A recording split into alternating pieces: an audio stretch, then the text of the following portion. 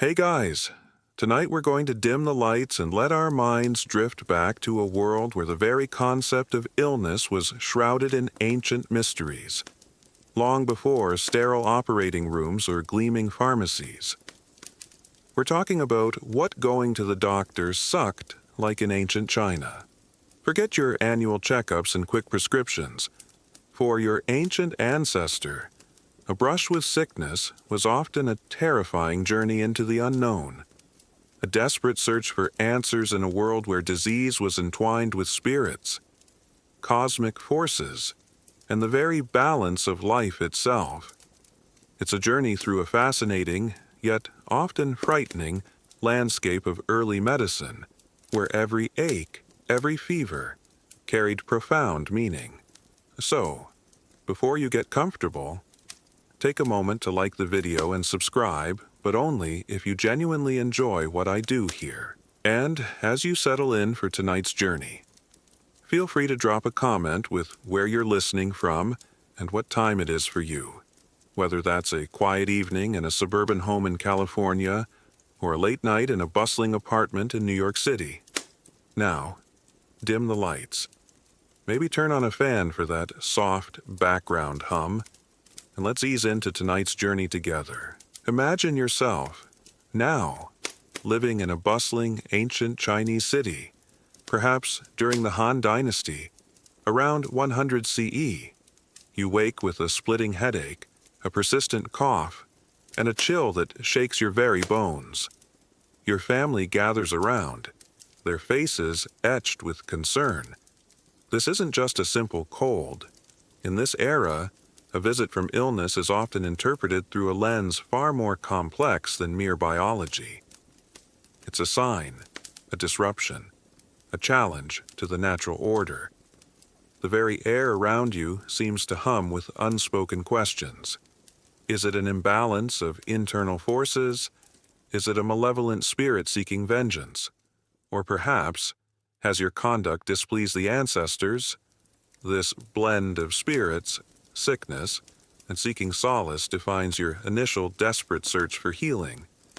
It's like feeling ill, but instead of calling your primary care physician, you're wondering if you accidentally offended a ghost or ate the wrong kind of starlight for breakfast. In ancient China, the understanding of disease was deeply interwoven with philosophy, cosmology, and spiritual beliefs. Illness was not simply a physical malfunction. It was often seen as a disharmony, a disruption in the delicate balance of the universe that manifested within the human body. The prevailing philosophical framework was that of Yin and Yang, the complementary forces that govern all existence, and Qi pronounced Qi, the vital life force or energy that flows through everything, including the human body. When these forces were out of balance, or when the flow of qi was obstructed, illness would inevitably follow. So, when sickness arrived, your first instinct might not be to consult a physician as we understand them today. Instead, you might first turn to diviners, shamans, or spiritual healers. These practitioners would interpret your symptoms not just as physical manifestations, but as messages from the spirit world, or signs of spiritual imbalance. They might perform rituals, offer incantations, or make offerings to appease angry spirits or respectfully communicate with ancestors. Imagine a loved one suffering from a mysterious fever, and instead of taking their temperature, a shaman performs a ceremonial dance, burning incense and chanting, attempting to coax a mischievous spirit from their body. This was a common and accepted initial step in seeking solace. A common historical truth is that early Chinese medical understanding was deeply integrated with cosmological beliefs, viewing illness as a disruption of cosmic balance, yin and yang, or the vital life force qi, leading to practices that combined spiritual rituals with nascent empirical observation in the search for healing. This holistic approach differed significantly from purely physical interpretations of disease. Historians still widely debate the precise extent to which early Chinese medical practitioners genuinely believed in spiritual causation versus using such explanations to comfort patients or maintain social order, and how much empirical observation drove advancements alongside philosophical frameworks. A fascinating, yet rarely discussed detail about spirits, sickness, and seeking solace in ancient China is the practice of dream interpretation by some healers, who believed that vivid or recurring dreams could reveal the spiritual origins or the type of illness afflicting an individual, offering clues beyond physical symptoms. Imagine recounting a nightmare of being chased by a fiery dragon, and your healer nodding gravely, then prescribing a specific herb or a ritual purification, not because of your fever, but because of the dragon. This wasn't just about literal nightmares. Healers might analyze the colors, symbols, or emotions in a patient's dreams, believing they offered a direct line to the subconscious mind and its interactions with unseen forces or imbalances. This made diagnosis not just a scientific pursuit, but an almost poetic deciphering of nocturnal narratives, adding another layer of complexity to their approach to healing. It's like going to a doctor today, and instead of taking your blood pressure, they ask you about last night's episode of Twilight Zone. As the illness persisted, or if it was clearly physical in origin, you would then seek out a physician, though their approach would still be far from modern. These early doctors were often referred to as shaman doctors, or healers, embodying a blend of medical knowledge and spiritual understanding. Their first task was often to meticulously observe your overall disposition, your complexion, the sound of your voice, and even the nuances of your emotional state. This comprehensive observation was part of a holistic approach that sought to understand the patient as an entire microcosm reflecting the larger universe. The environment in which you sought healing might vary. If you were wealthy or noble, a physician might be summoned to your grand estate, perhaps in the bustling imperial capital of Chang'an or the prosperous trade hub of Luoyang. They would arrive with their apprentices, their scrolls of knowledge, and their bags of prepared herbs, conducting their examination with solemn dignity. For the common person, you might visit a small, unassuming clinic in a marketplace, or a traveling healer who set up a temporary shop in a village square. These spaces would likely be filled with the pungent aromas of dried herbs, the low murmurs of other patients, and the quiet ritual of diagnosis. The process of seeking solace was not quick. Diagnosis could take time, as the healer meticulously observed and consulted, often engaging in lengthy philosophical discussions about the interplay of forces within your body. Treatment, too, was a gradual process, relying on carefully prepared herbal decoctions that often tasted vile, or a series of acupuncture sessions that required patience and trust. There were no instant fixes, no quick pills to swallow away the discomfort. Healing was a journey, not a destination. The emotional toll of illness, combined with these complex diagnostic and treatment approaches, could be immense.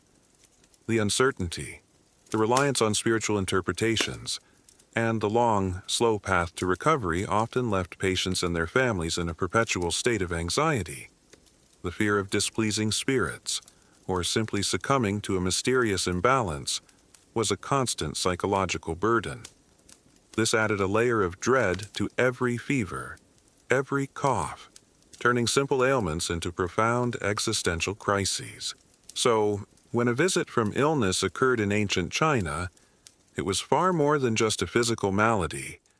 It was a cosmic event, interpreted through a lens of spirits, sickness, and seeking solace, where healing involved a complex dance between the physical, the philosophical, and the spiritual.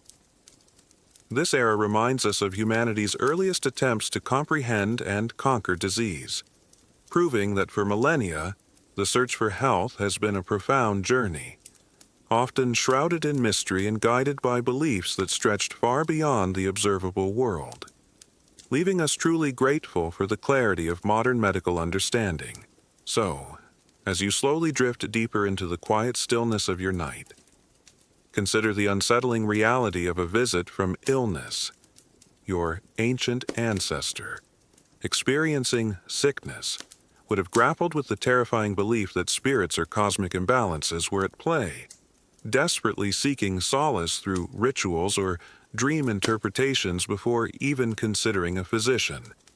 It's a powerful reminder that while we cherish scientific precision today, for centuries, countless lives were defined by fear, superstition, and a profound search for meaning in every ailment, leaving us truly grateful for the clear diagnoses and effective treatments that define our lives today.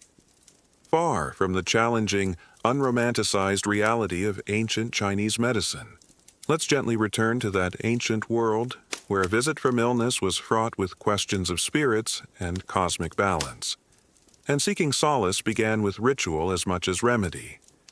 If we've just explored the spiritual and philosophical underpinnings of disease, tonight we'll delve into the very heart of ancient Chinese medical practice, the pulse and prognosis, yin yang, qi, and 4 examinations. You might take modern diagnostic tests for granted, but for your ancient ancestor, a medical consultation was an intricate dance of observation and subtle interpretation, where the doctor's skilled touch and sharp senses were the ultimate tools in deciphering the mysteries of your body. Imagine yourself, now, seated before an esteemed physician in ancient China, perhaps in a quiet courtyard in a bustling city like Chengdu during the Tang Dynasty. Around 800 CE, you've presented your initial symptoms, that lingering headache, the persistent cough, the unsettling chills, a callback to Chapter 1. The physician's demeanor is calm, thoughtful, and utterly focused. This isn't a quick appointment. It's a profound interaction. Their primary tools for prognosis are not gleaming instruments, but their own honed senses, guided by the foundational principles of yin-yang and the flow of qi. They are about to embark on the 4 examinations, a systematic and intricate process designed to reveal the subtle imbalances within you. It's like having a detective who doesn't rely on forensics, but on reading every nuanced clue in your demeanor, your voice, and especially the rhythmic story told by your body's hidden currents. The 4 examinations were the cornerstone of diagnosis in ancient Chinese medicine. They involved inspection Wang, auscultation and olfaction Wen, inquiry Wen, a different character, and palpation Kie. Each step was critical, building a holistic picture of your internal state. First, the physician begins with inspection Wang. They observe you meticulously from the moment you enter. They note your complexion. Is it pale, flushed, or jaundiced? They examine your eyes, your hair, your skin. But most importantly, they focus intently on your tongue. You might be asked to stick out your tongue, and the physician will spend a surprisingly long time scrutinizing its color, shape, coating, and texture. The tongue was considered a direct mirror of the internal organs and the state of your qi and blood. A thick, yellow coating might indicate excess heat. A pale, thin body might suggest a deficiency. Imagine sitting perfectly still, trying not to fidget, while a learned doctor stares deeply at your tongue, as if it holds the secrets of the universe. It's almost unsettling, like someone trying to read your fortune in a cup of tea. Next comes auscultation and olfaction, and Wen. The physician listens intently to your voice. Is it strong or weak, clear or hoarse? They listen to your breathing. Is it shallow, labored, or noisy? They might even listen to any coughs or bodily sounds. Simultaneously, they engage their sense of smell, detecting any unusual odors from your breath, your body, or your excretions. These subtle scents and sounds were believed to offer vital clues about the nature of the internal disharmony. Perhaps a faint sour smell indicates an issue with digestion, or a weak, reedy voice points to a deeper depletion of qi. A common historical truth is that traditional Chinese medicine (TCM) diagnostic methods, particularly the four examinations inspection, auscultation, olfaction, inquiry, and palpation, emphasized a holistic and highly sensory approach, with the practitioner meticulously observing and interpreting subtle physical and energetic signs like tongue and pulse patterns to determine internal imbalances. This comprehensive methodology shaped patient assessment for millennia. Historians still widely debate the precise efficacy of these highly subjective diagnostic methods without modern scientific instruments, and how much patient belief and the placebo effect contributed to perceived positive outcomes in ancient medical practice. A fascinating, yet rarely discussed detail about the pulse and prognosis in ancient China is the physician's examination of pulse qualities at various depths and positions on both wrists, discerning not just rate and rhythm, but over 28 different pulse types, each correlating to specific organ imbalances or disease states, making it an incredibly subtle and complex diagnostic art. Imagine laying your wrists gently on a silk cushion as the physician, with eyes closed in deep concentration, places 3 fingers on each wrist. This isn't just about counting beats per minute. They apply different pressures, light, medium, deep. To feel for distinct qualities is the pulse floating, superficial, sinking, deep, wiry, taut, like a violin string, slippery, smooth and rolling, or thready, thin and faint. Each position on the wrist corresponded to different internal organs, like the heart, liver, or kidney. A slippery pulse might indicate phlegm or pregnancy. A wiry pulse might point to liver stagnation or pain. This wasn't something you learned overnight. It took years, even decades, of dedicated practice and intuitive skill. It's like being able to tell everything about a car just by listening to the subtle vibrations of its engine, even when you can't see anything. After the meticulous pulse examination, the physician moves to inquiry when. This is where you, the patient, finally get to speak extensively about your symptoms, your medical history, your lifestyle, diet, emotions, sleep patterns, and even your dreams, a faint callback to those spirits and dream interpretations from Chapter 1. The physician asks a series of detailed questions, not just about what hurts, but about when it started, what makes it better or worse, your appetite, your bowel movements, your thirst, and your emotional state.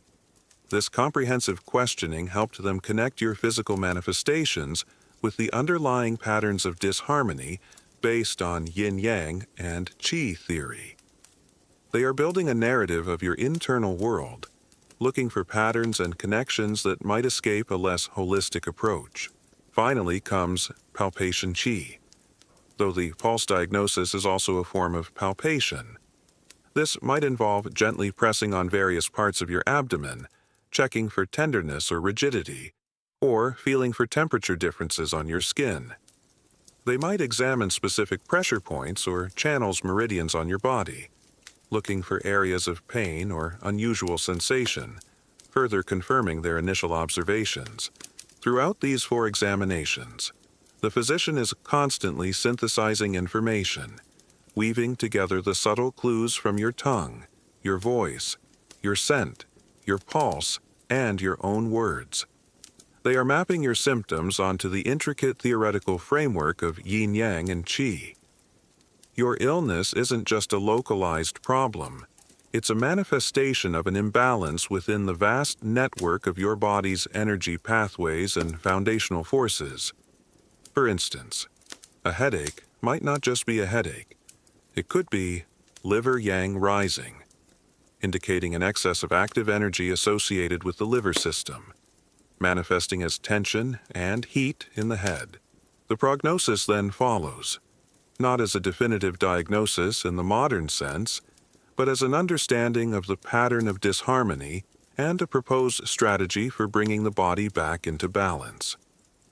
It might be explained in terms of deficiency or excess, hot or cold, internal or external. The physician then outlines a treatment plan, which could involve herbal brews, a preview of Chapter 3, acupuncture, a hint of Chapter 4, or other therapies. So, while going to the doctor in ancient China might have sucked in terms of quick fixes or germ theory, it offered an incredibly rich, personalized, and holistic approach to understanding the human body. The intricate dance of the pulse and prognosis, guided by the principles of Yin Yang and Qi, and executed through the meticulous 4 examinations, stands as a testament to humanity's profound, early attempts to decipher the mysteries of health and disease, leaving us with a deeper appreciation for both ancient wisdom and modern advancements. So, as you slowly drift deeper into the quiet stillness of your night, consider the unsettling reality of the pulse and prognosis. Your ancient ancestor, seeking medical help, would have undergone the meticulous 4 examinations inspection of their tongue, listening to their voice, extensive inquiry into their life, and the profound, subtle art of pulse diagnosis, all to understand the balance of yin-yang and qi within. It's a powerful reminder that while we cherish rapid, technology-driven diagnoses today, for centuries, countless lives depended on a doctor's honed senses and deep philosophical understanding, leaving us truly grateful for the precision and speed of modern medicine, far from the challenging, unromanticized reality of ancient Chinese medical practices. Let's gently return to that ancient consultation, where the physician's keen senses meticulously deciphered the pulse and prognosis through the intricate 4 examinations, all to understand the subtle balance of yin-yang and qi within your body.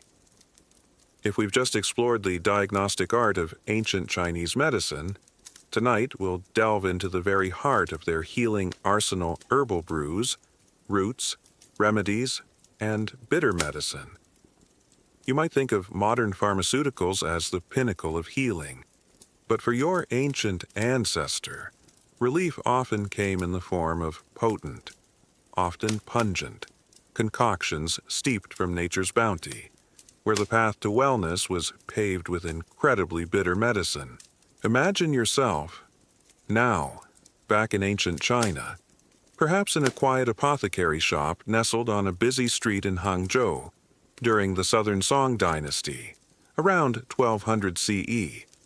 The physician, having completed your thorough examination, a callback to Chapter 2, has determined the specific pattern of disharmony afflicting you. Now comes the prescription, a carefully crafted formula of ingredients. Not a single pill, but a complex combination of roots, remedies, and other natural elements. This is the realm of herbal brews, the cornerstone of traditional Chinese medicine, where the healing power of nature is harnessed, even if the resulting concoction is often incredibly bitter medicine.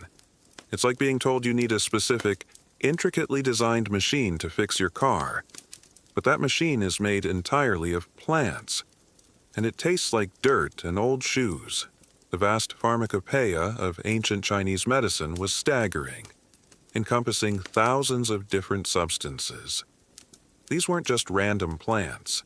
They included a wide array of natural materials: dried roots, barks, leaves, flowers, seeds, fruits, minerals, and even some animal products.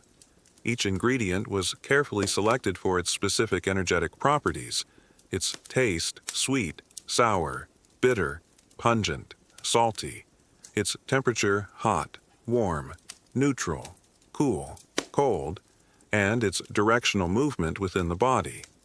A warm, pungent herb might be used to expel cold and stimulate circulation, while a cool, bitter herb could clear heat and drain dampness. The physician's skill lay not just in identifying the individual properties of each root or remedy, but in combining them into precise formulas. A typical prescription might contain anywhere from 5 to 20 different ingredients, each playing a specific role: a chief herb to address the main complaint, supporting herbs to enhance its effect or mitigate side effects. and guiding herbs to direct the formula to a specific part of the body. This intricate synergy was believed to create a balanced and effective treatment, tailored to your unique imbalance. Imagine a chef who knows exactly how every single spice in the world interacts with each other, creating a dish that is not just flavorful, but also perfectly balanced for your specific dietary needs. A common historical truth is that traditional Chinese medicine relied heavily on complex herbal formulas, where multiple natural ingredients, roots, barks, leaves, etc., were combined according to their specific energetic properties to create a balanced remedy tailored to an individual's unique pattern of internal disharmony. This multi-ingredient approach stands in contrast to single-compound pharmacology. Historians still widely debate the precise scientific mechanisms by which many of these traditional herbal remedies might have exerted therapeutic effects, and how much of their perceived efficacy was due to active compounds versus the placebo effect, particularly before the advent of modern chemistry. A fascinating, yet rarely discussed detail about these herbal brews and their reputation as bitter medicine is the elaborate and precise ritual of decoction boiling that families had to follow, often involving specific pottery, exact water measurements, and timed boiling intervals to ensure the maximum extraction of medicinal compounds and the correct balance of the formula's properties. A process that could take hours and was seen as crucial to the remedy's efficacy. Imagine being handed a bag of dried twigs, leaves, and rocks by your doctor, not a pre-made pill. You then had to go home, often to a rustic kitchen in your American settler-style log cabin in the wilds of colonial Virginia, and carefully follow instructions like, boil this mixture in a clay pot for 45 minutes. Then add these specific herbs and boil for another 20 minutes. Then strain it through a silk cloth, ensuring the moon is in its waxing phase. The type of pot clay was preferred for even heat distribution. The amount of water, the sequence of adding ingredients, and the exact boiling time were all considered vital to extracting the active compounds and ensuring the proper energetic balance of the finished brew. If you messed it up, the medicine might be ineffective, or worse, have unintended side effects. It's like having to assemble your own complex electronic device from raw parts every single time you need to use it, with no instructions beyond vague, ancient diagrams. No wonder it felt like a chore. Once prepared, the herbal brews were typically consumed as a warm liquid, often several times a day. And here's where the sucked part really comes in for your taste buds. Many of these remedies were incredibly bitter medicine. The strong, earthy, and sometimes acrid flavors were a common complaint, even among those desperate for healing. Imagine sipping a hot tea made from tree bark, swamp water, and a dash of something vaguely resembling burnt toast, 3 times a day, for weeks. It wasn't about palatable flavors, it was about efficacy, and often, the more potent and therefore more effective a herb was believed to be, the more unpleasant its taste. The duration of treatment could vary widely. For acute conditions, you might take an herbal brew for a few days. For chronic illnesses, treatment could extend for weeks, months, or even years, requiring unwavering commitment and patience. This was a long game, a slow coaxing of the body back into equilibrium, not an overnight miracle. The preparation of these remedies was also a significant part of the daily life for families. Someone, usually the women, a silent nod to the women of the mind from Chapter 7 highlighting another domestic burden, would be responsible for meticulously preparing the decoctions, ensuring the right temperature, duration, and care. This added another layer of daily toil, a subtle callback to Chapter 2, shifting the context from mining to medicine to an already busy life, all in the pursuit of wellness. Despite the often unpleasant taste and the laborious preparation, there was a profound trust in these herbal brews. They represented centuries of accumulated knowledge, passed down through generations of healers and documented in vast medical texts. For many, they were the only available form of sophisticated medicine, a source of hope in the face of mysterious ailments. So, while the thought of downing a cup of bitter medicine made from obscure roots and other natural remedies might make you wince, remember that for your ancient ancestor, these herbal brews were the powerful, often effective, path to healing. This era reminds us of humanity's deep connection to nature's pharmacy, proving that for millennia, healing was a meticulous, often arduous process of transforming raw ingredients into potent elixirs, demonstrating an incredible understanding of botanical properties long before modern chemistry, leaving us truly grateful for the convenient, palatable, and often highly effective medicines that define our lives today. So, as you slowly drift deeper into the quiet stillness of your night, consider the unsettling reality of herbal brews. Your ancient ancestor, seeking healing, would have faced potent, often incredibly bitter medicine, painstakingly decocted from complex formulas of roots and other natural remedies, a process that demanded patience and an iron will for their very survival. It's a powerful reminder that while we cherish convenient pills and pleasant flavors today, for centuries, countless lives depended on the rigorous, often unpalatable, consumption of nature's pharmacy, leaving us truly grateful for the scientific precision and ease of modern pharmaceuticals, far from the challenging, unromanticized reality of ancient Chinese medicine. Let's gently return to that ancient apothecary, where you meticulously prepared herbal brews from complex formulas of roots and other natural remedies, bravely downing that often bitter medicine in your quest for wellness.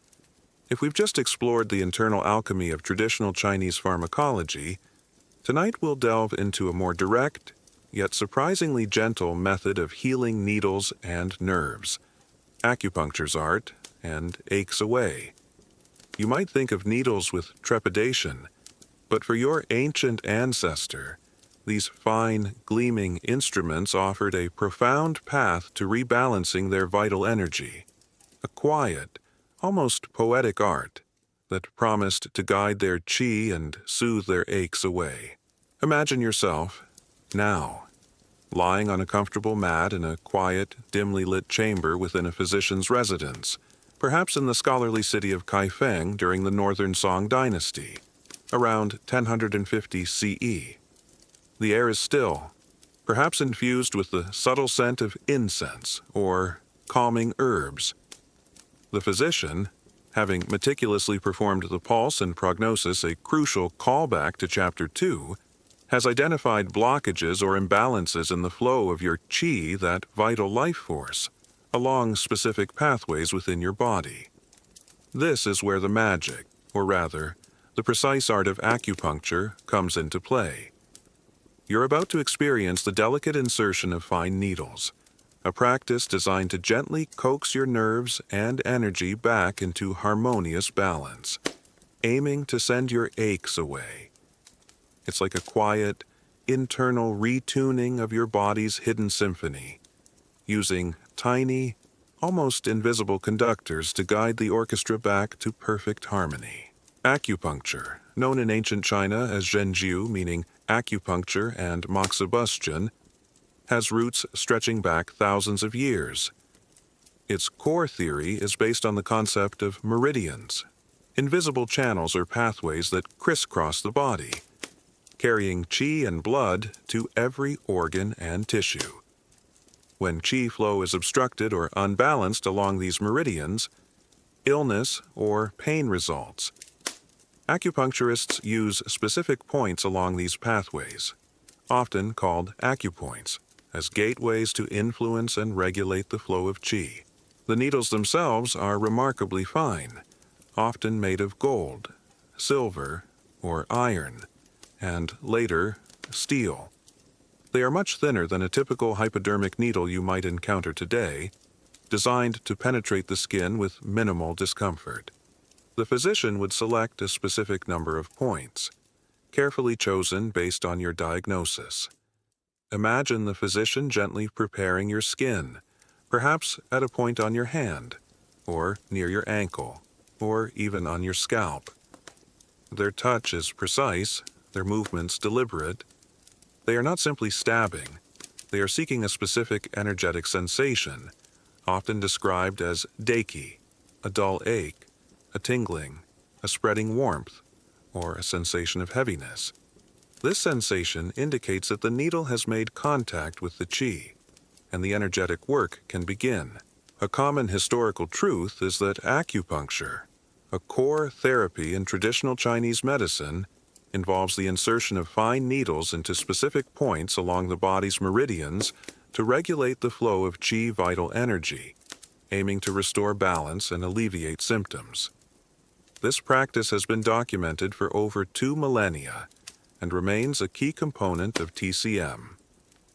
Historians still widely debate the precise origins of acupuncture, particularly whether its development was primarily empirical through trial and error over centuries, or if it was heavily influenced by philosophical and cosmological concepts that informed meridian theory from its inception. A fascinating, yet rarely discussed, detail about acupuncture's art and its focus on nerves, or rather energetic pathways, is the ancient discovery that some acupoints could elicit a specific propagated sensation along the channels, PSC, where a tingling or aching feeling would travel along the meridian pathway, sometimes over a considerable distance, without any direct physical manipulation along that path. Imagine a physician inserting a needle into a point on your foot, and you suddenly feel a distinct tingle or warmth travel all the way up your leg, across your hip, and down to your lower back, even though the needle is nowhere near those areas. This phenomenon, observed and documented for centuries, was a crucial validation for the concept of meridians and the energetic interconnectedness of the body. It wasn't just about localized pain relief, it was about influencing the entire energy network. It's like pushing a button on one side of a vast, complex electrical circuit and seeing a light flicker on a completely different side, proving the hidden connections are real. Once the needles are in place, you might feel a sensation of warmth, dull pressure, or a subtle tingling around the points. The physician might gently manipulate the needles, twisting or lifting them slightly to enhance the dekai sensation or to achieve a specific therapeutic effect. You might lie there for 20 minutes to an hour, allowing the qi to rebalance, feeling a sense of calm or gentle energy spreading through your body. For many, this was a profound experience, a quiet communion with their own internal forces. The goal of acupuncture was to achieve aches away and restore overall health by addressing the root cause of the imbalance. If your headaches remember those initial symptoms from Chapter 1 were due to stagnant liver qi, the acupuncturist would choose points to promote the smooth flow of liver qi. If your fatigue was due to kidney qi deficiency, points would be selected to tonify and strengthen that vital energy. Acupuncture was often used in conjunction with herbal brews, a seamless integration with Chapter 3, forming a comprehensive treatment plan. The herbs would nourish and adjust the internal environment, while the needles would directly stimulate and regulate the flow of qi in the meridians. This combined approach was believed to offer a more powerful and enduring healing effect. While generally considered safe when performed by skilled practitioners, there were still elements of the unknown. The quality of needles could vary, and the risk of infection, though rare, always existed in an era before modern sterilization. The success of treatment also depended heavily on the practitioner's skill and intuition, making the choice of physician or lack thereof a critical factor in your health journey. The practice of acupuncture also extended beyond just pain relief. It was used for a vast array of conditions, from digestive issues and respiratory ailments to emotional imbalances and chronic fatigue. It represented a fundamental understanding of the body as an interconnected system, where illness in one area could be influenced by a point far removed. So, While the idea of having needles inserted into your skin might seem daunting, for your ancient ancestor, acupuncture's art was a refined and respected method for influencing their nerves and guiding their qi, often leading to their aches away. This era reminds us of humanity's ingenious exploration of non-pharmacological healing, proving that for millennia, healing was a precise, subtle art of rebalancing vital energy through delicate physical stimulation, a profound testament to ancient anatomical and energetic insights, leaving us truly grateful for the diverse healing modalities that define our lives today. So, as you slowly drift deeper into the quiet stillness of your night, consider the unsettling reality of needles and nerves. Your ancient ancestor, seeking relief, would have submitted to acupuncture's art, allowing fine needles to be inserted into specific points to rebalance their qi, often feeling a propagated sensation travel along unseen meridians, aiming to send their aches away.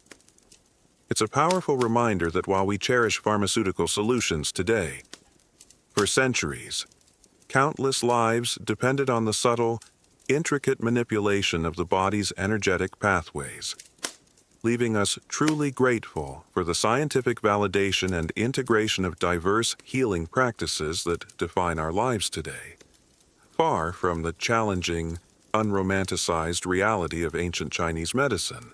Let's gently return to that serene chamber, where acupuncture's art guided fine needles to coax your nerves and qi into balance, gently coaxing your aches away. If we've just explored the precise, subtle power of energetic healing, tonight we'll delve into other ancient Chinese therapeutic methods that were perhaps less subtle, often more visual, and sometimes downright alarming cupping and cautery. Fire, marks, and risky treatments. You might flinch at the sight of flames or the thought of blistering, but for your ancient ancestor, these intense applications were considered powerful ways to expel toxins, invigorate blood flow, and drive out stubborn illness, leaving behind telltale marks and sometimes quite risky treatments. Imagine yourself, now, seeking further healing from your physician who previously examined your pulse and prognosis from Chapter 2 in ancient China, perhaps in a bustling market town during the Ming Dynasty, around 1500 CE. Your persistent cough or muscle pain, despite other remedies, has proven stubborn. The physician, ever thoughtful, suggests a more vigorous approach. You are about to experience the distinctive, sometimes startling, applications of cupping and cautery, methods that involve fire and leave behind temporary but noticeable marks, representing what were considered powerful, though sometimes risky treatments. It's like getting a deep tissue massage, but instead of hands, it's heated glass cups, and instead of just pressure, there's a distinct feeling of suction and a lingering redness. Let's begin with cupping. This therapy involves placing heated cups, traditionally made of bamboo, ceramic, or glass, onto the skin. The heating process, often by swirling a flame inside the cup, creates a vacuum as the cup cools on the skin, drawing the skin and superficial muscle layers upwards into the cup. This suction is believed to stimulate blood flow, disperse stagnant qi and blood, pull out wind cold or other pathogenic factors, and alleviate pain. You would feel a strong pulling sensation, like a tight suction, as the cup adheres to your skin. The cups would typically remain in place for several minutes, leaving distinct circular marks on the skin. These marks, ranging from light pink to deep red or even purple, were not considered bruises in the negative sense, but rather visible indicators of stagnant blood or toxins being drawn to the surface. A darker mark might suggest more severe stagnation or internal cold. Imagine walking around with perfectly circular, deep purple hickeys on your back or shoulders. While harmless, They were certainly a public declaration that you had recently undergone a medical procedure. A common historical truth is that cupping therapy, an ancient Chinese medical practice, involved creating suction on the skin using heated cups to promote blood flow, relieve pain, and extract pathogenic factors, often leaving temporary circular marks on the treated area. This method was widely used for various musculoskeletal and circulatory conditions. Historians still widely debate the precise physiological mechanisms behind cupping's observed effects beyond localized blood flow, and how much patient perception of immediate release contributed to its continued popularity despite the visual marks it left. A fascinating, yet rarely discussed, detail about cupping and cautery and the use of fire in these risky treatments is the ancient practice of wet cupping, or bloodletting cupping, where the skin was lightly pricked or scarified before applying the cup. Drawing out a small amount of blood along with the suction, believed to more powerfully expel toxins or excess heat from the body. While dry cupping without bloodletting was more common, wet cupping was used for conditions thought to involve stagnant blood or excess heat. Imagine a practitioner making tiny, superficial scratches on your back with a sharp instrument, then quickly applying a heated cup over the area. The suction would then draw out a small amount of dark, viscous blood, believed to be the bad blood causing your illness. This practice, while appearing quite dramatic and slightly gory to modern eyes, was considered a potent therapeutic intervention, a direct way to purge the body of harmful substances. It's like drawing blood for a test, but instead of a sterile needle and a vial, it's an ancient glass cup and a small, controlled gash on your skin. Next, consider cautery, specifically moxibustion.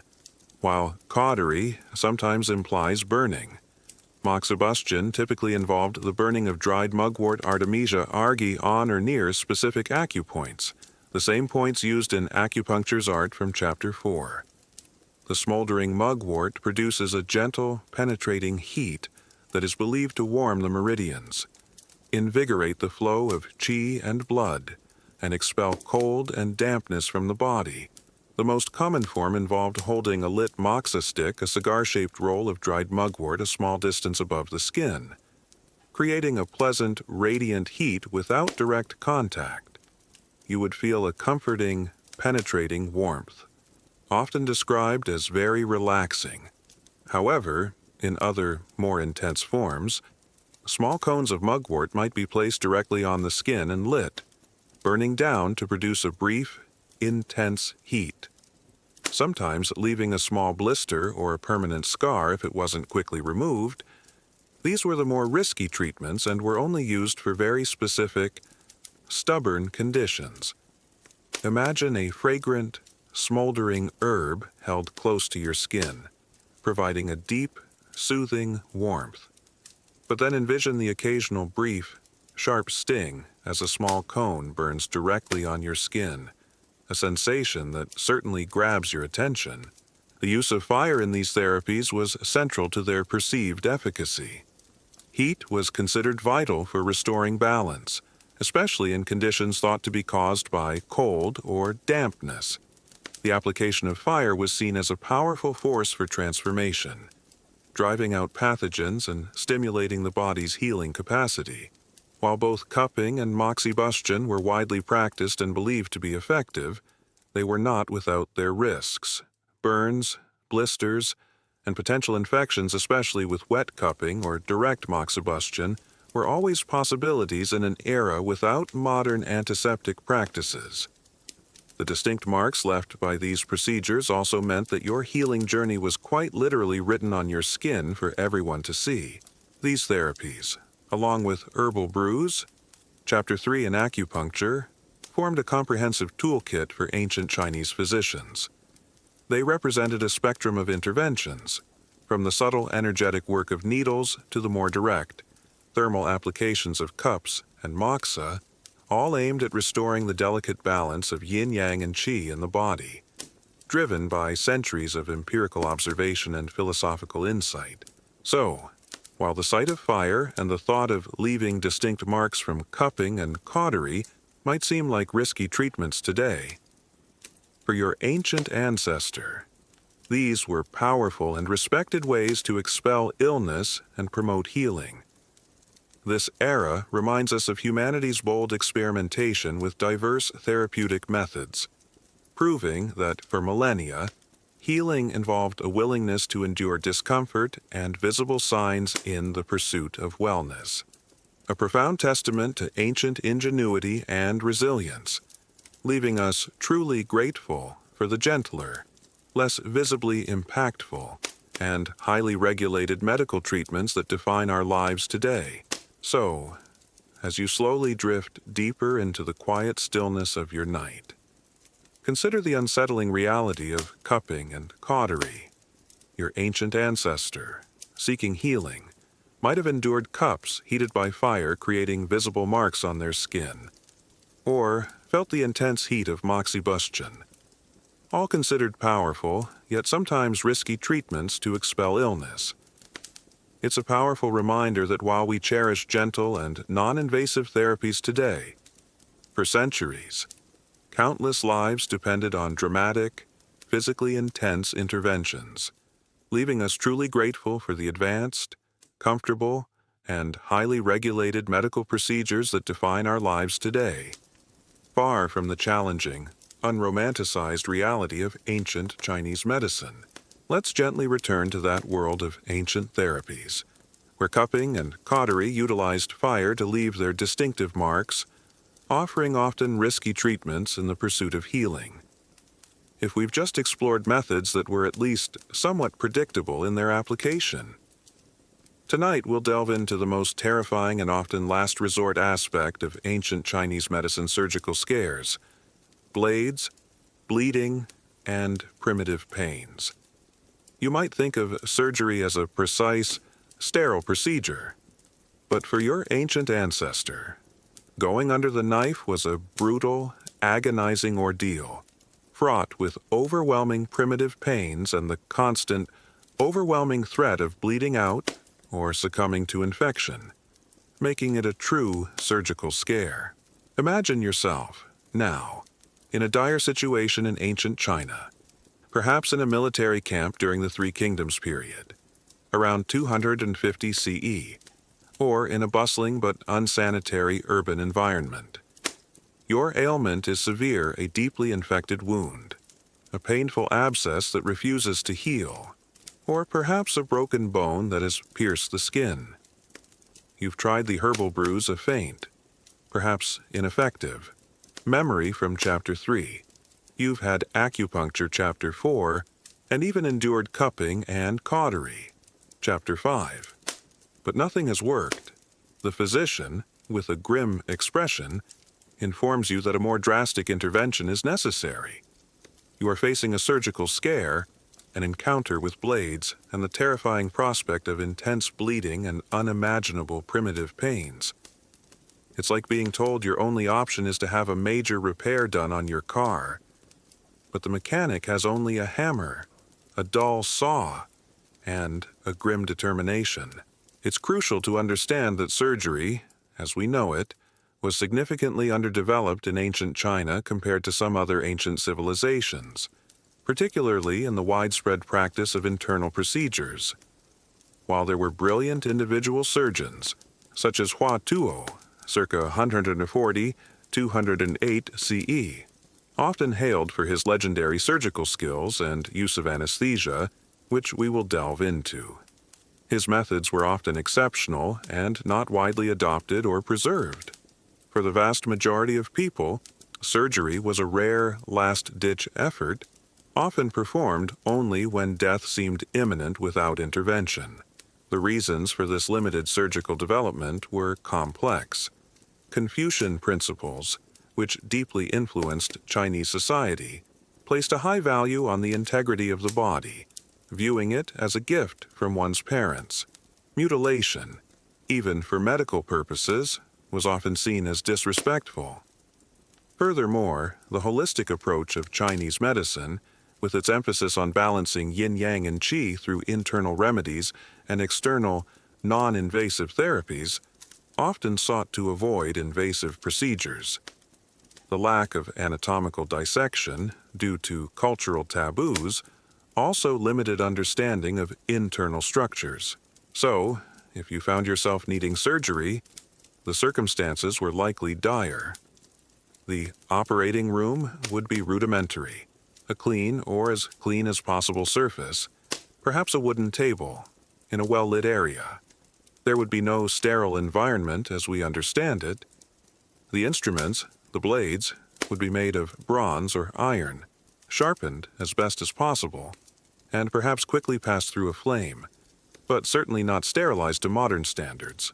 A common historical truth is that surgical practices in ancient China, while notable for individual innovators like Hua Tuo, were generally less developed and less common than in some other ancient civilizations, largely due to cultural taboos against body dissection and a medical philosophy that prioritized non-invasive therapies. Surgical interventions were typically reserved for external issues like wound care, abscess drainage, or minor fracture repair.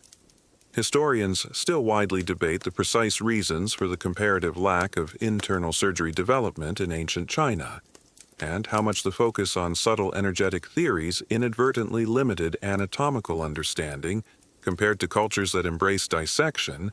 A fascinating, yet rarely discussed, detail about these surgical scares and the terrifying reality of primitive pains is the legendary, yet often debated, use of mafeisan by the renowned surgeon Hua Tuo, an herbal anesthetic concoction that allowed him to perform complex operations like laparotomies, abdominal surgery, on patients who were reportedly unconscious, a level of surgical advancement unparalleled for centuries in China.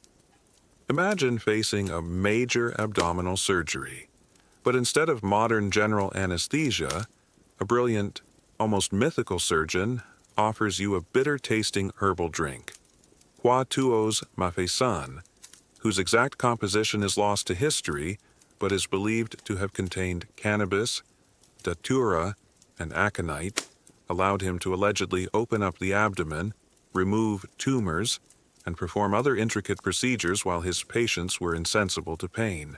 This was an astonishing feat, but his knowledge and formula were not widely transmitted, perhaps due to a lack of formal anatomical training or the secretive nature of his practice. It's like having a wizard who can cure all your ailments with a magical potion. But he never writes down his recipes, so when he's gone, the magic goes with him. For the vast majority, the reality was far less merciful. For the average person in ancient China, if you required an incision, the experience would be agonizing. There was no effective general anesthesia widely available. Perhaps a strong dose of alcohol or opium might be administered to dull the senses, but it would not eliminate the primitive pains. You would be held down by assistants, and the surgeon would work quickly, relying on speed and dexterity to minimize your suffering. The sound of a blade cutting into flesh, the raw sensation of being opened up, it would be a traumatic, unforgettable experience. Bleeding was a constant, terrifying concern. Without modern understanding of blood clotting or transfusion, excessive blood loss was a primary cause of death during or after surgery. Cauterization, burning the wound with hot iron to stop bleeding, a harsher form of cautery from Chapter 5 might be used, adding another layer of pain and potential for infection. Infection, of course, was rampant.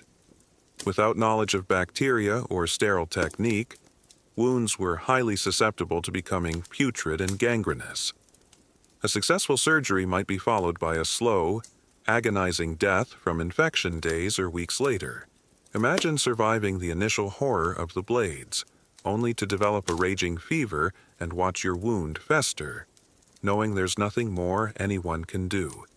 This silent, invisible killer often followed the visible trauma. Most surgeries in ancient China were limited to external conditions, lancing abscesses, draining pus, setting simple bone fractures, removing foreign objects, or performing minor amputations, though the latter were rare and highly traumatic.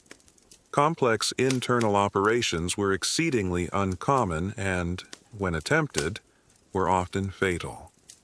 The decision to undergo such a procedure was therefore a last resort, a desperate gamble against the odds.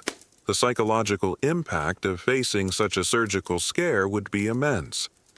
The fear of pain, the dread of disfigurement, and the very real possibility of death loomed over anyone needing such intervention. It truly sucked to need a surgeon in ancient China. So, while the stories of miraculous healing are captivating, it's crucial to remember that surgical scares in ancient China were defined by the terrifying reality of basic blades, rampant bleeding, and unimaginable primitive pains. This era reminds us of humanity's early, desperate attempts at invasive healing, proving that for millennia, the pursuit of a cure sometimes meant enduring horrors that defy modern comprehension, leaving us truly grateful for the sterile environments, effective anesthetics, and advanced surgical techniques that define our lives today.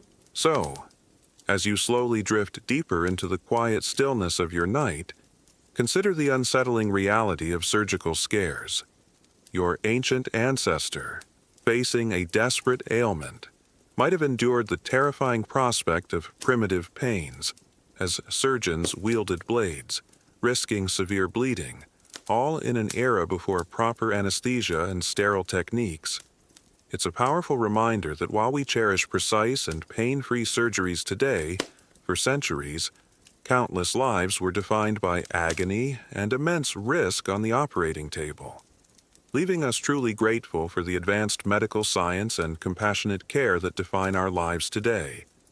Far from the challenging, unromanticized reality of ancient Chinese medicine, let's gently return to that world of profound medical challenges, where surgical scares were a terrifying last resort, fraught with crude blades and unimaginable primitive pains, often compounded by the constant threat of bleeding and infection. If we've just confronted the general horrors of invasive procedures, tonight we'll illuminate a particularly vulnerable aspect of ancient Chinese society and their medical challenges: female troubles, childbirth, cures, and gendered care.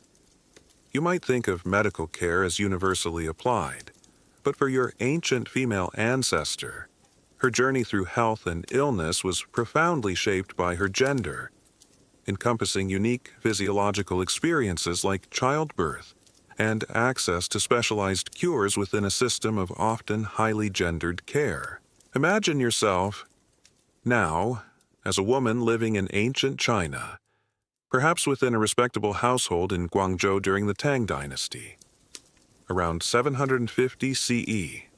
From childhood, your health journey is distinct from that of men, influenced by societal expectations, cultural norms, and the unique physiological processes of your body.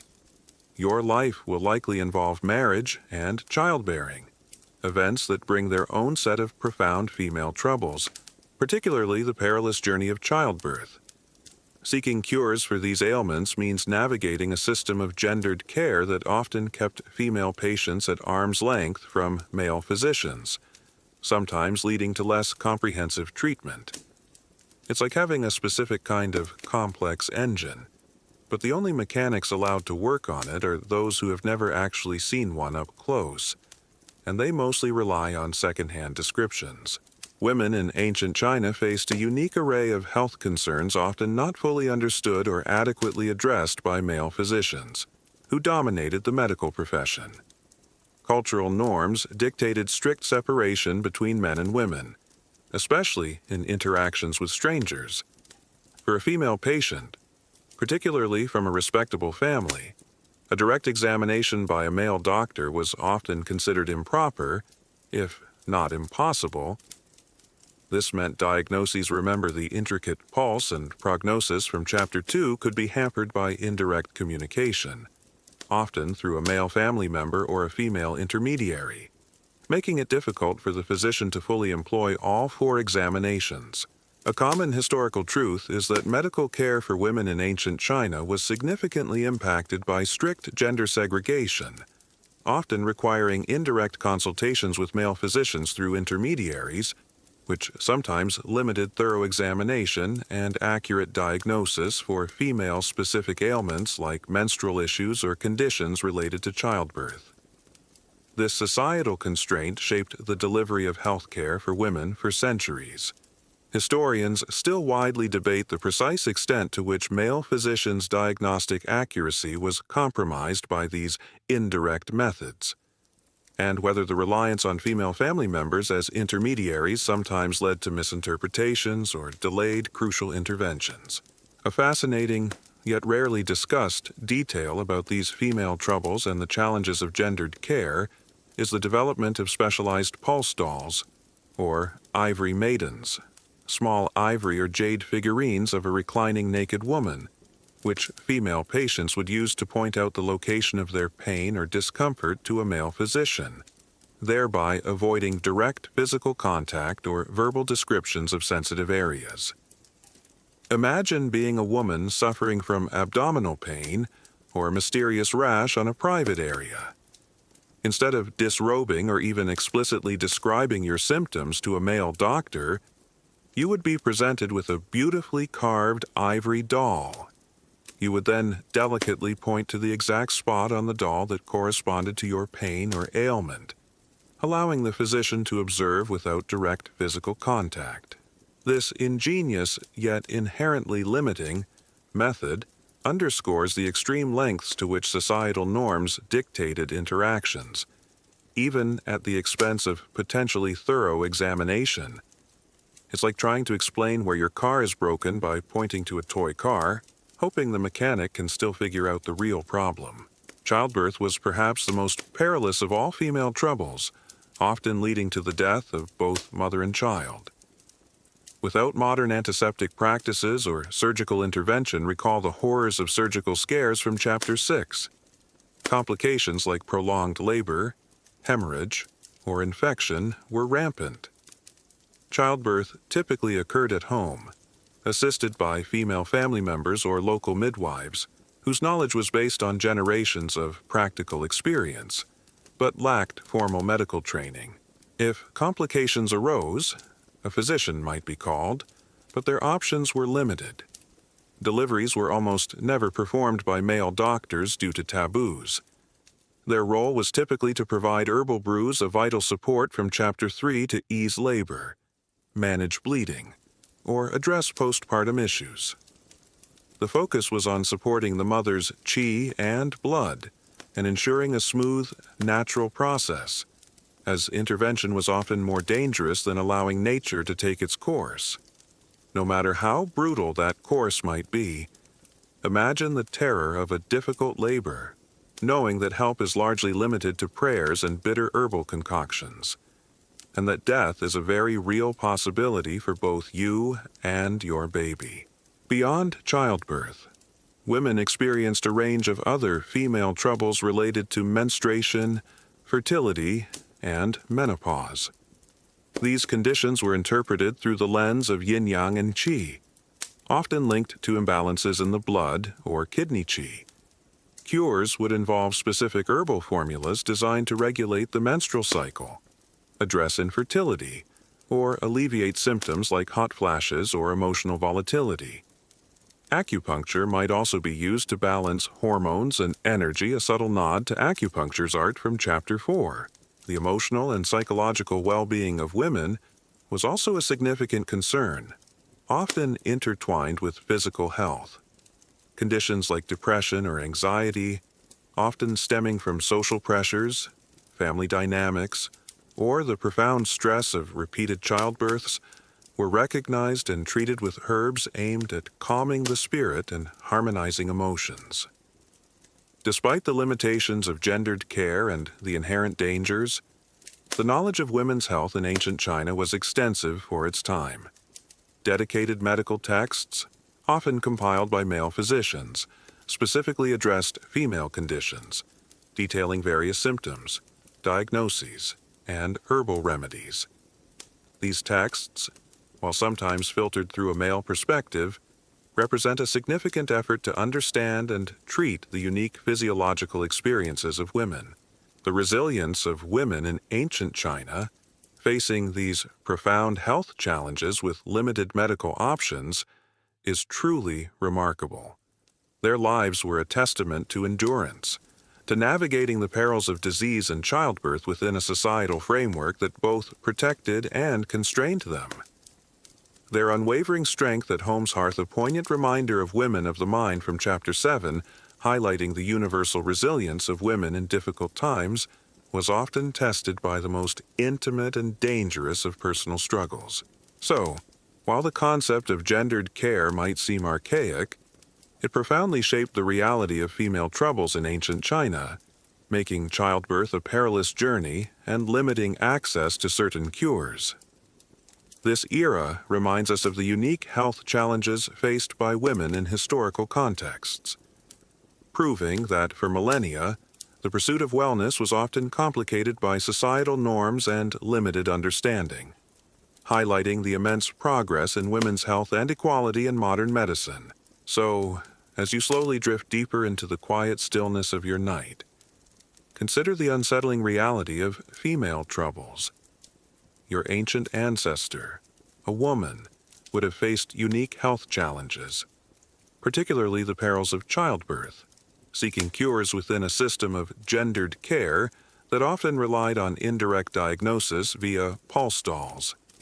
It's a powerful reminder that while we cherish comprehensive and equitable health care today, for centuries, countless lives were defined by societal constraints and limited medical understanding of women's physiology, leaving us truly grateful for the advancements in women's health and the integrated care that define our lives today.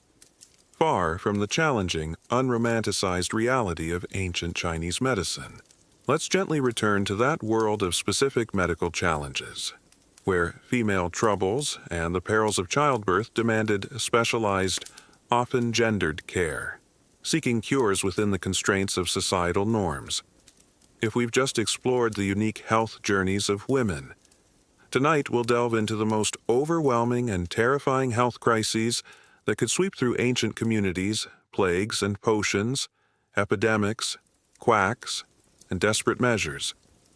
You might think of public health as a modern concept, but for your ancient ancestor, a widespread infectious disease was a terrifying, often fatal, force of nature, plunging entire regions into chaos, where fear drove people to embrace both genuine and questionable potions in truly desperate measures against relentless epidemics.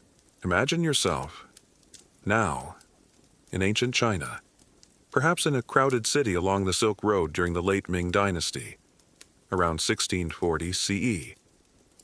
Suddenly, a mysterious illness begins to spread.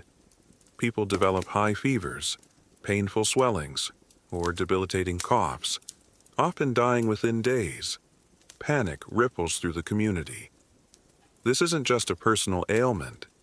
This is an epidemic, a widespread plague that threatens everyone, regardless of age, status, or gender, a universal threat. Unlike the specific female troubles of Chapter 7, in the face of such an unseen, relentless enemy, the search for cures becomes a desperate, often chaotic, scramble, leading people to embrace any promising potions, even those offered by outright quacks, resorting to truly desperate measures. It's like watching a terrifying horror movie unfold in real time, where the monster is invisible and you have no idea how to fight it. So you try anything and everything, no matter how outlandish. Ancient China. With its vast population centers and extensive trade routes, the Silk Road was great for commerce. Not so much for germ containment, was no stranger to devastating epidemics. Diseases like smallpox, measles, influenza, and various forms of plague, including bubonic plague, swept through the land with frightening regularity. Without understanding germ theory or having effective vaccines and antibiotics, these outbreaks were met with a terrifying mixture of traditional knowledge, superstition, and sheer helplessness. When a plague hit, the initial response might involve a blend of the familiar 4 examinations, a distant echo from Chapter 2 by physicians, alongside more communal or spiritual interventions. Temples would hold mass prayers. Rituals would be performed to appease angry deities or disturbed spirits. And families would try to isolate the sick, often with limited success. The belief that epidemics were caused by pestilential qi, li shi, or demonic forces was common, leading to practices like hanging protective amulets or burning incense to purify the air. As the epidemic raged, fear often gave rise to charlatanism. Quacks would emerge from the shadows, offering seemingly miraculous potions or performing bizarre rituals for exorbitant fees. These individuals, lacking genuine medical training or ethical standards, preyed on the desperation of the populace. They might sell ineffective elixirs, promise instant cures through dubious practices, or simply flee with their ill-gotten gains as the plague worsened. Imagine a traveling salesman arriving in your plague-stricken village, promising that his dragon's breath elixir will cure all ills for a hefty sum of gold, even though it's just colored water. In a time of such terror, even the most skeptical might be tempted. A common historical truth is that ancient China experienced devastating epidemics of infectious diseases, smallpox, plague for which effective treatments were largely unknown, leading to high mortality rates and the widespread use of both traditional remedies and desperate measures, including reliance on quacks. The lack of germ theory made prevention and containment incredibly challenging. Historians still widely debate the precise mortality rates of specific historical epidemics due to limited record keeping, and how much the social disruption caused by these plagues contributed to political instability and dynastic change. A fascinating, yet rarely discussed detail about plagues and potions and the resort to desperate measures is the ancient rudimentary form of variolation, a precursor to vaccination used against smallpox in China, involving blowing powdered smallpox scabs up a healthy person's nostril to induce a milder infection and confer immunity.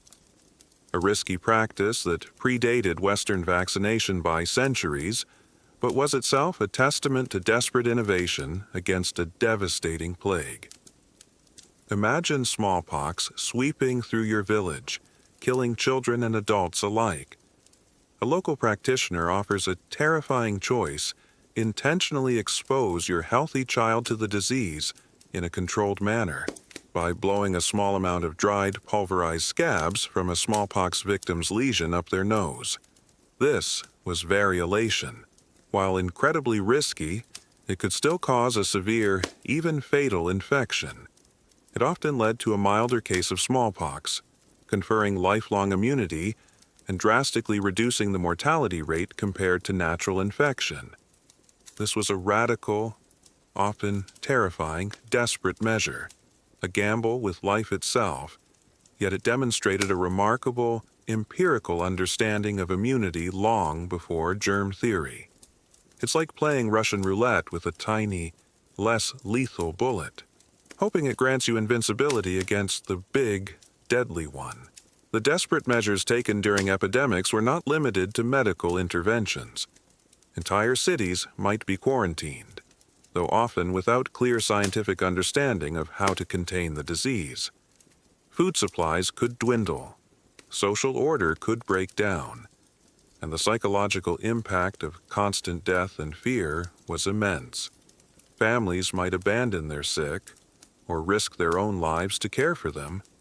The bonds of community were tested to their breaking point. Traditional physicians, despite their limited tools against infectious diseases, still offered what they could.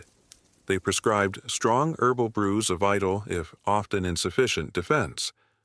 Remembering Chapter 3, often concoctions with antiviral or immune-boosting properties, hoping to mitigate symptoms or support the patient's constitution. They might employ acupuncture to support vital energy, a subtle but perhaps overwhelmed echo of acupuncture's art from Chapter 4.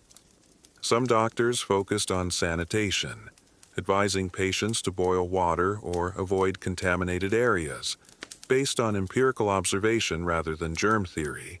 The impact of these epidemics was profound and long-lasting. They decimated populations, disrupted economies, and left deep psychological scars.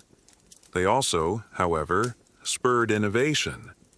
The desperate need for effective cures and prevention strategies led to the compilation of extensive medical texts on epidemic diseases, documenting symptoms, successful and unsuccessful remedies, and prevention strategies. These records, though imperfect, were crucial for future generations. The very scale of these disasters underscored the limitations of individual medical practice and the critical need for collective, though rudimentary, public health measures. It was a brutal classroom for humanity, teaching resilience in the face of overwhelming odds and revealing the fragile nature of life when confronted by an invisible enemy. So, while the thought of a plague sweeping through your community, forcing you to rely on questionable potions from quacks and resort to desperate measures like variolation, might seem like a nightmare, it was a terrifying reality for your ancient ancestor. This era reminds us of humanity's enduring struggle against infectious diseases, proving that for millennia, the pursuit of survival in the face of widespread sickness was a chaotic dance between traditional wisdom, terrifying innovation, and overwhelming fear, leaving us truly grateful for the scientific advancements, public health infrastructure, and ethical medical practices that define our lives today. So, as you slowly drift deeper into the quiet stillness of your night, consider the unsettling reality of plagues and potions. Your ancient ancestor, facing relentless epidemics, would have endured widespread fear, grappling with desperate measures like risky variolation against smallpox, and perhaps even resorting to questionable potions offered by quacks.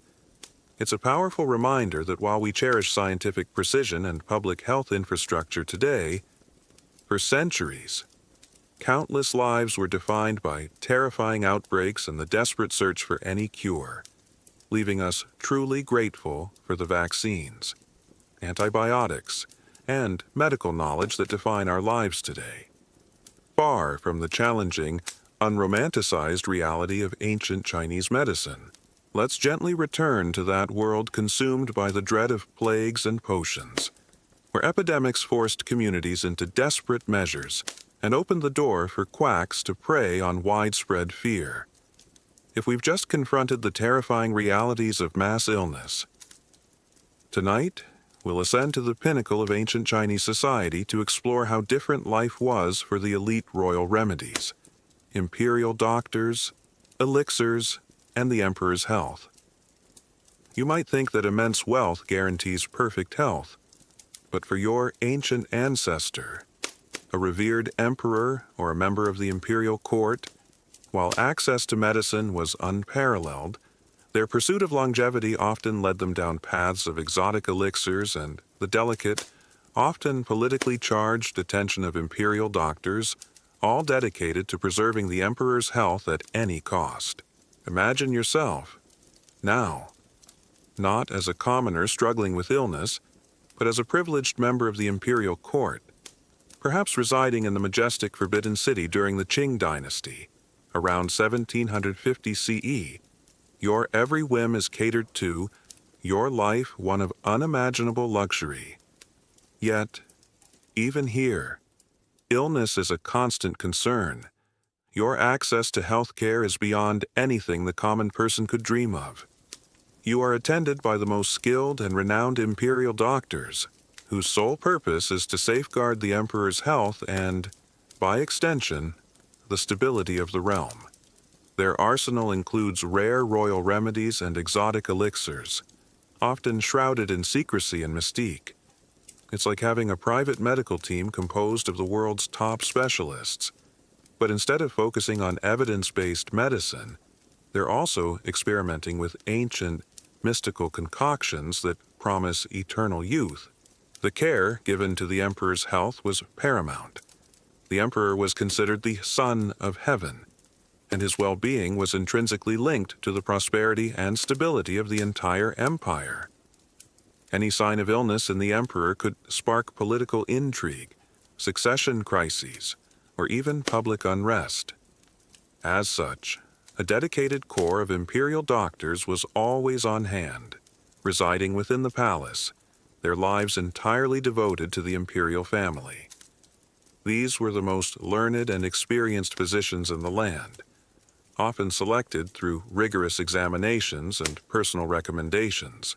Their diagnostic methods were, of course, rooted in traditional Chinese medicine, utilizing the intricate four examinations, a concept we explored in Chapter 2. However, for the emperor, these examinations were conducted with even greater reverence and formality. The pulse diagnosis, for example, might involve the emperor extending his hand through a silk curtain, or the doctor taking the pulse with extreme delicacy, as direct physical contact was often restricted.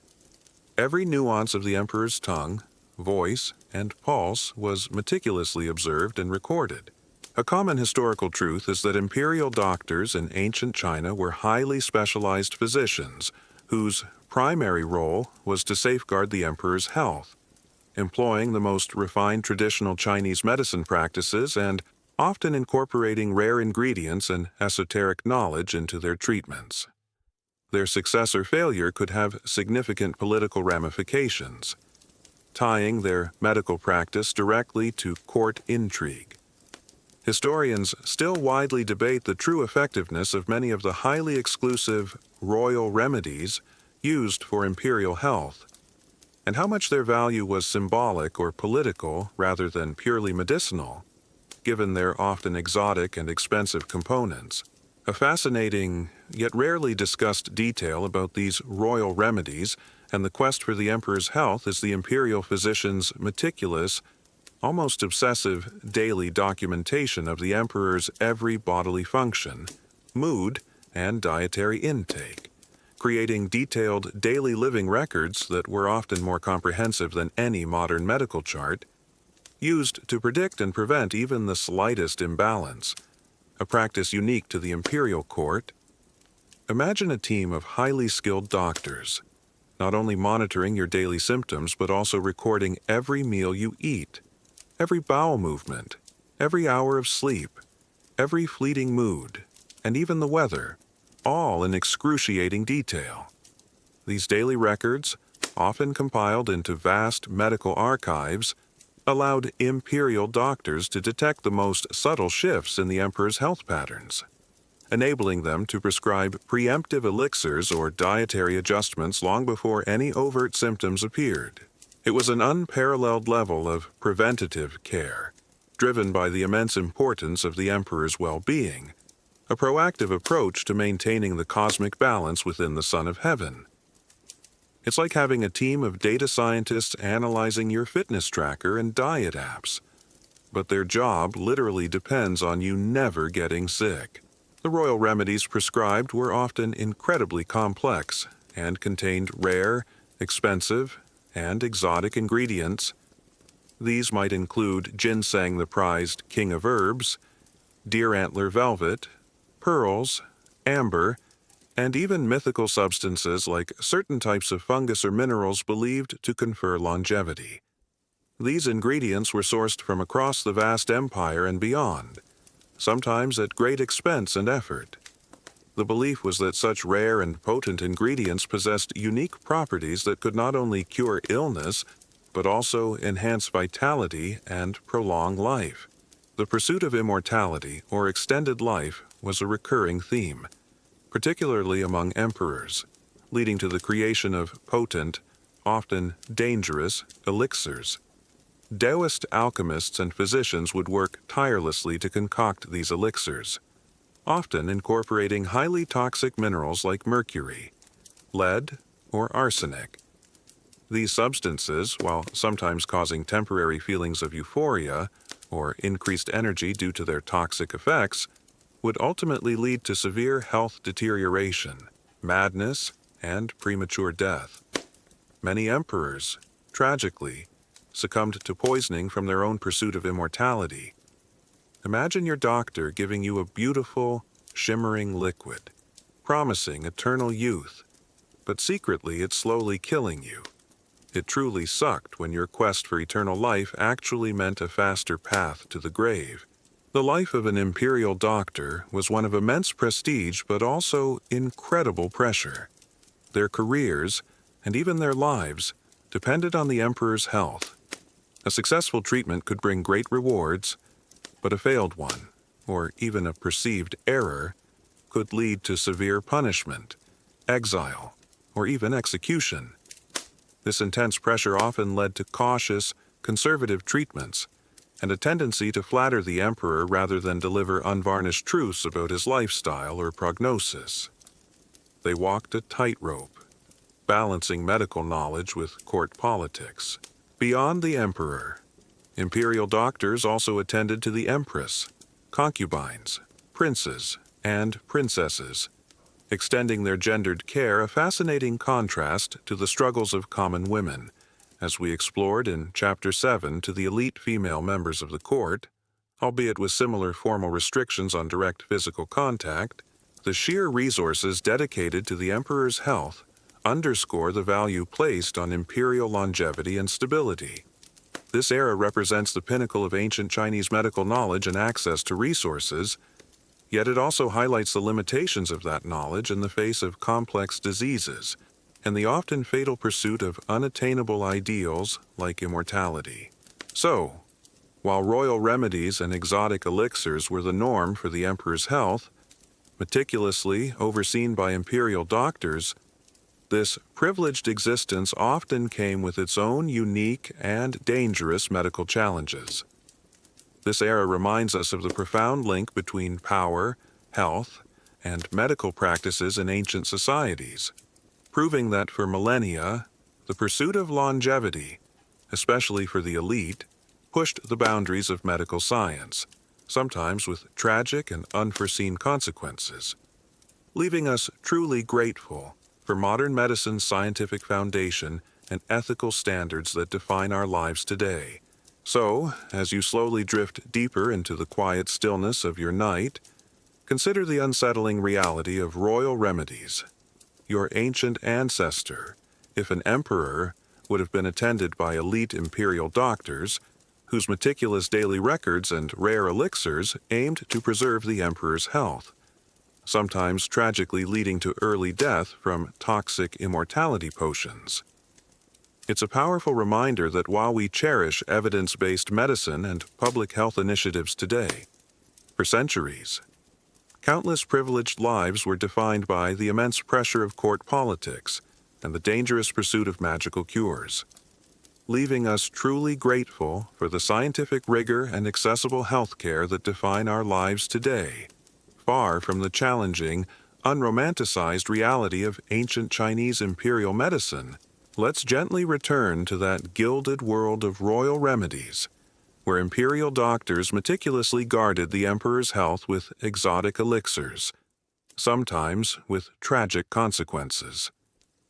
If we've just explored the pinnacle of ancient Chinese medical access, tonight we'll conclude our journey by stepping back and reflecting on the profound, enduring impact of their practices on our own world. Ancient echoes, wisdom, wellness, and lasting legacy. You might think of traditional Chinese medicine as something entirely separate from modern healthcare.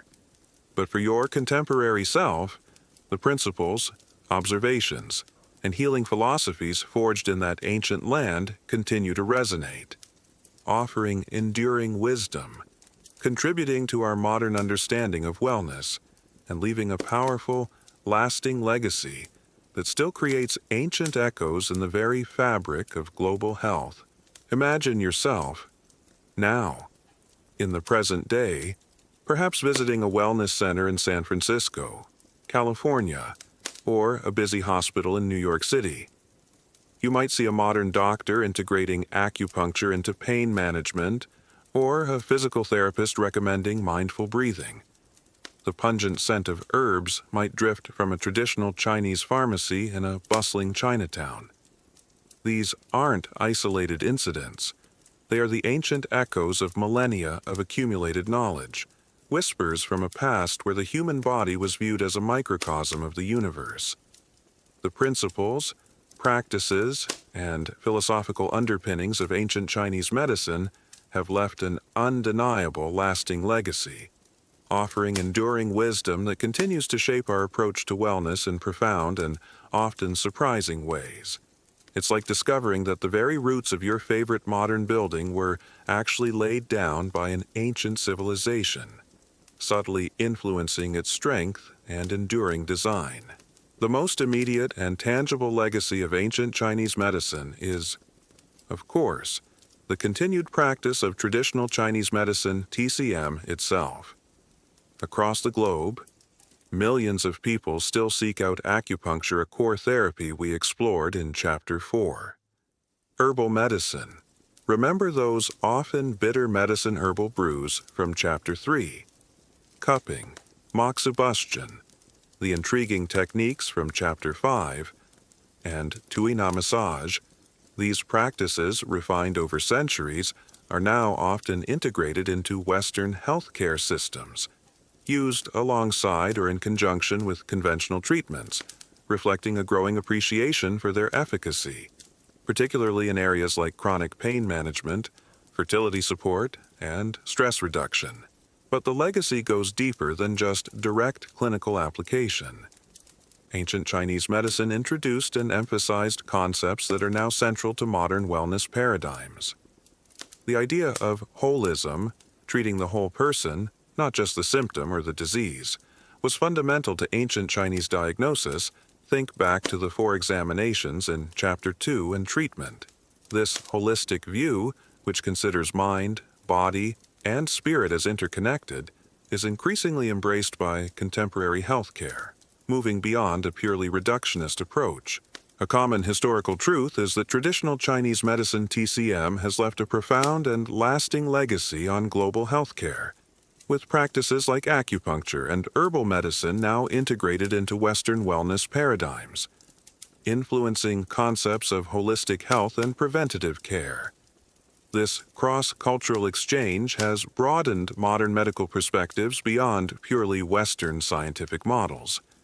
Historians still widely debate the precise mechanisms by which some TCM practices achieve their effects, and how much their integration into modern healthcare is driven by empirical evidence versus patient preference for complementary therapies.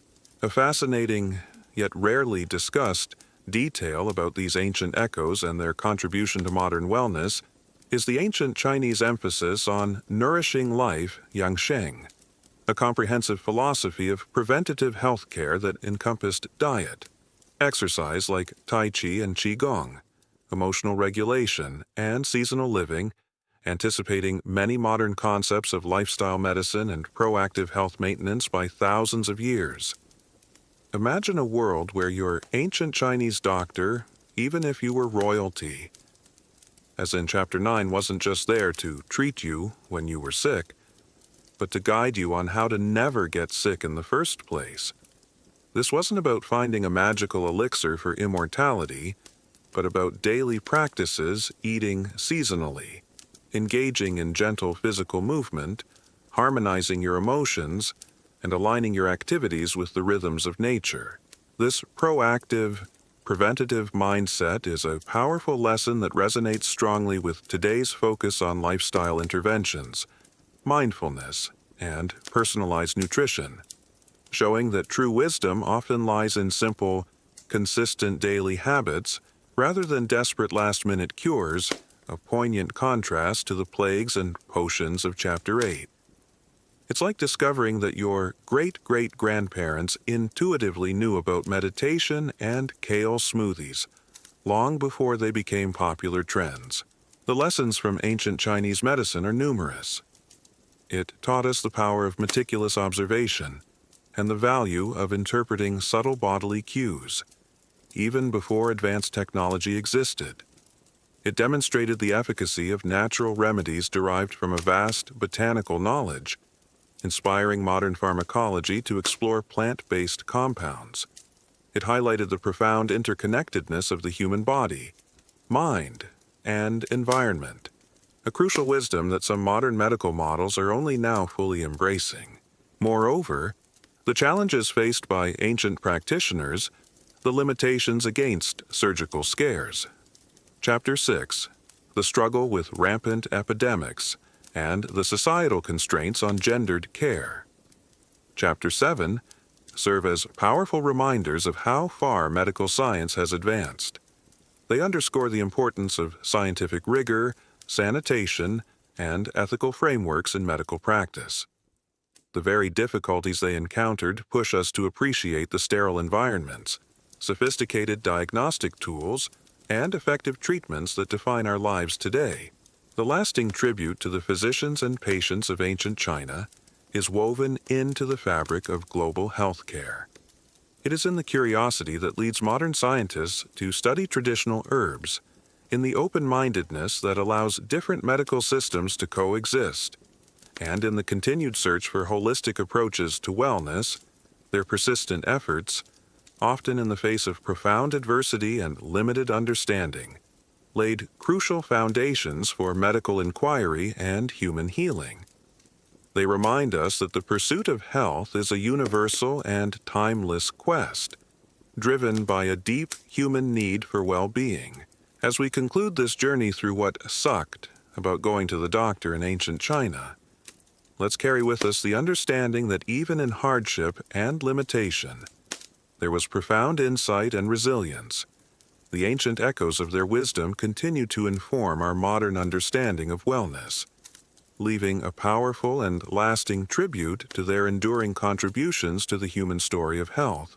So, as the turbulent currents of ancient Chinese medicine gently recede, and the distant echoes of their healing practices softly fade into the quiet hum of your room, let your thoughts settle. Allow the intricate details of ancient echoes, where their wisdom continues to provide crucial lessons and stands as a powerful, lasting tribute to their enduring contributions to wellness, to drift softly from your mind. There's no rush, nowhere to be but here, in this peaceful moment. The fascinating realities of their lives, from the pulse and prognosis to the royal remedies, remind us of a rich, complex past, a profound tapestry of human ingenuity and resilience. Its story is a powerful reminder that progress, while often celebrated, always carries a human legacy, and that the foundations of our modern health systems are built upon the observations and insights of countless individuals whose enduring wisdom resonates through time, urging us to remember, to learn, and to always strive for a more comprehensive and compassionate approach to healing.